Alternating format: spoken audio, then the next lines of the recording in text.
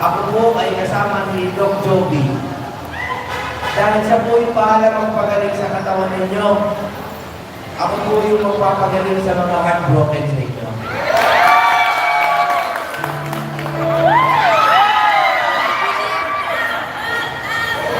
Pwede ba? Pero may mga gusto lang may ibahagi, doon okay lang. May gusto lang may ibahagi. Alam ko yung political, eto ang maging honest kayo. Sino sa inyo ang sawang-sawa na sa politika? Yung totoo lang, pakitaas sa kamay. Yung sawang-sawa na sa politika. Kami! Yung be honest. Maging mga tutuwa ng kanya. Bakit po? Alam niyo ba kung bakit kayo sawang-sawa na sa politika? Dahil po, ang mga politician, nung na-discover yung internet, nakita po nila na kapag pinag-away-away nila tayo, araw-araw tayong pag-awayin, tumataas ang boto nila. Alam po ba ninyo yan? Yes! Nung natuklasan nila yun a decade ago, nung nalaman nila na habang pinag-aaway tayo, lalong tumataas ang engagement at tumataas ang boto, eh di nagbayad sila ng mga operator para mag-awayan tayo sa bawat maliit na pangal.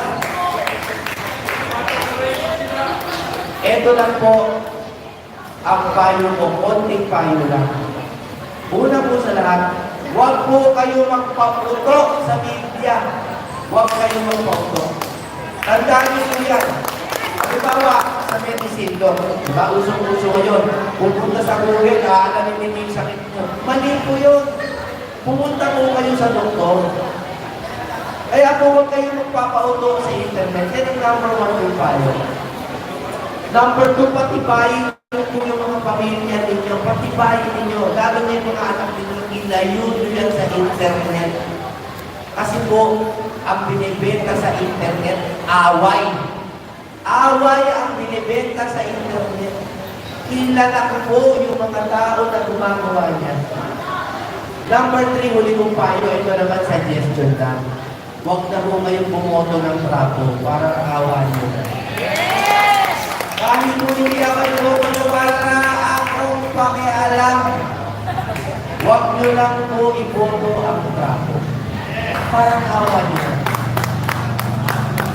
Alam niyo po ako, abogado, pero mas ang pagkatao ko talaga, musikero ako, gusto ko nagpapaligaya ng tao. Kaya kung papasok ko sa politika, sabi nila, Senator JD, pag-awayin niyo yung mga tao, pag-awayin niyo para iboto ka.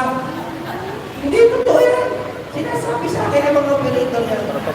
Ito ang pangako ko sa inyo, hindi ko gagawin sa inyo.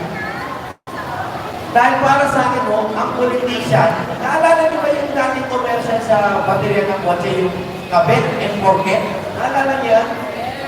Di ba ang baterya ng kotse, pag kinabit, forget, dapat hindi mo naisipin.